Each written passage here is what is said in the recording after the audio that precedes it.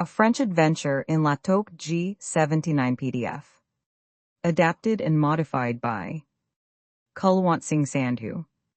Contents 1. A French Adventure in La Toque 2. Comprehension 3 Grammar page. 1. A French Adventure in La Toque by Kulwant Sandhu. My name is Kulwant Sandhu, a retired maths lecturer from Coventry, England. A few years ago, I set off on a journey that remains vivid in my mind. Tired of the familiar streets of Coventry, I decided to explore a lesser-known corner of France. Not the vibrant chaos of Paris or the glamorous Riviera, but a tucked-away village called La Toque. This quaint, old-fashioned place, nestled in rural France, was unlike anywhere I'd been, with its cobblestone paths and serene charm. What unfolded during my stay was a blend of surprises, lessons, and a hint of mystery, all wrapped in the simplicity of village life. Finding La Toque was no easy task. The winding roads through endless hills seemed to mock my sense of direction, and my GPS was useless in this remote region. More likely than not, I thought, I'd end up lost before reaching my destination. But after hours of driving, a weathered signpost for La Toque appeared, and relief washed over me. I'd arrived. The village was just as described, curious and quiet with only one hotel, the Auberge du Coeur. Booking ahead was vital, as there were no other options for miles. The hotel was humble, with creaky floors and plain decor, but it had a cozy appeal. The owner, Madame Dubois, greeted me with a polite nod, though her eyes held a trace of suspicion. As a man of Indian descent with accented French, I stood out in La Toque, where locals were known to be wary of tourists. Still, Madame Dubois was courteous, guiding me to my room and outlining the meal schedule in a brisk tone. That first evening, I dined in the small, dimly lit dining room, enjoying a bowl of hearty vegetable soup and crusty bread. The food was simple but flavorful, and the prices were surprisingly reasonable. As a retired lecturer, used to Coventry's curry houses, I was impressed with the quality in such an isolated place. The other guests, mostly elderly couples, murmured quietly, casting occasional glances my way. After dinner, I ventured outside for a stroll, but by 10 p.m. the streets were deserted. The silence was eerie, broken only by the distant call of an owl. The next morning, I set out to explore. La Toque's narrow lanes were lined with stone houses, their shutters painted in faded blues and greens.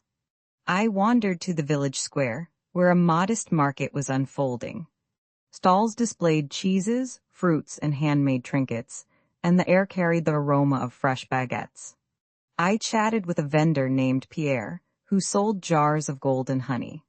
My French was rusty, but we managed with gestures and his limited English. Pierre was polite but guarded, studying me with curiosity. I bought a jar of honey, hoping to break the ice, and he offered a faint smile in return.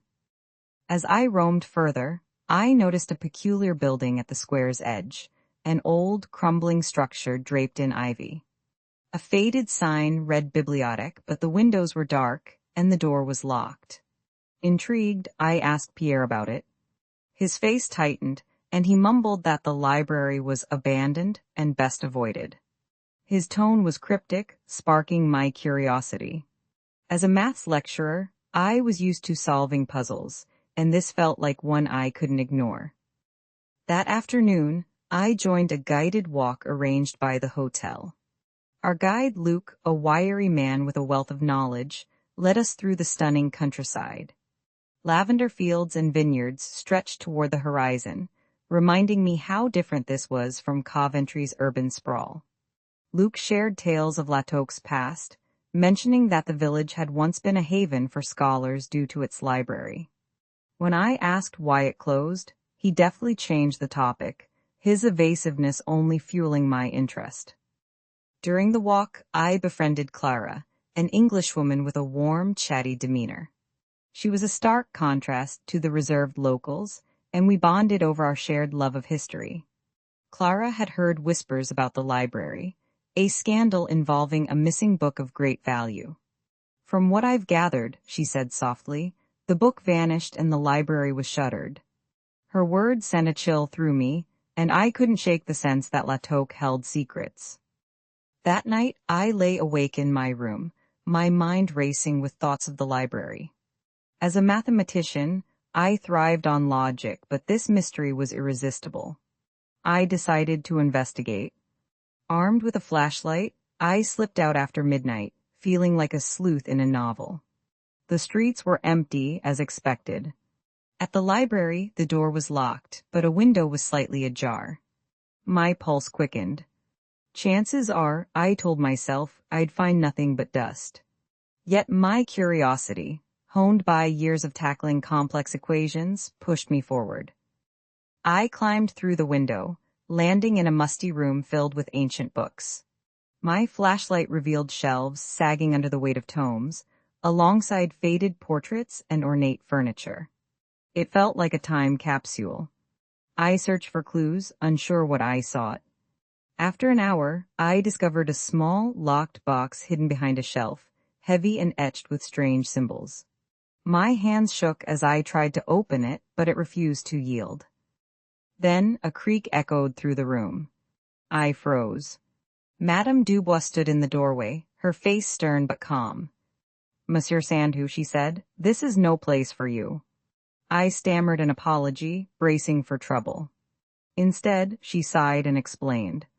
The box held old village records, not treasures. The library had closed after a petty dispute among locals, and the tale of a missing book was a myth. For all practical purposes, she said, it's just a forgotten story. Her words were kind but firm, and I felt a mix of relief and embarrassment. Madame Dubois escorted me back to the hotel, advising me to stay out of mischief.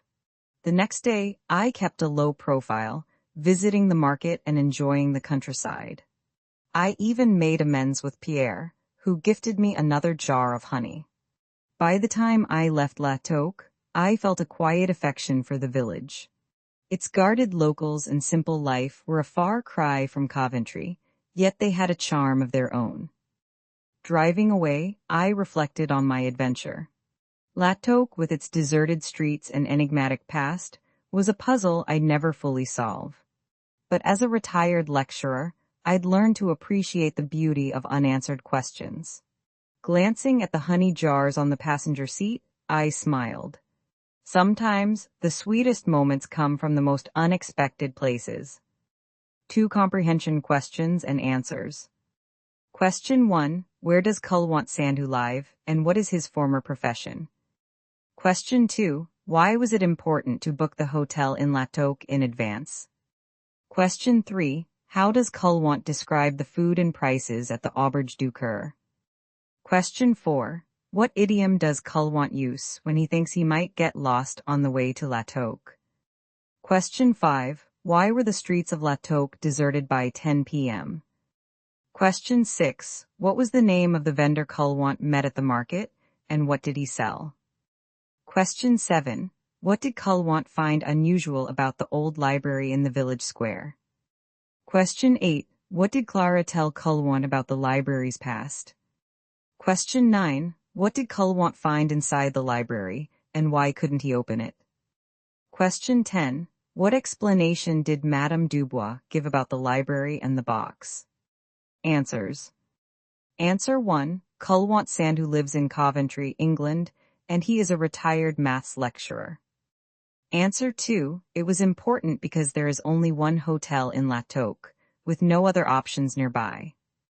Answer 3. He describes the food as simple but delicious, and the prices as reasonable.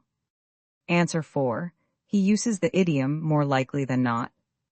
Answer 5. The streets were deserted because the village is quiet, and locals go inside early. Answer 6. The vendor's name was Pierre, and he sold jars of honey. Answer 7. It was crumbling, covered in ivy, and locked with a dark and mysterious appearance.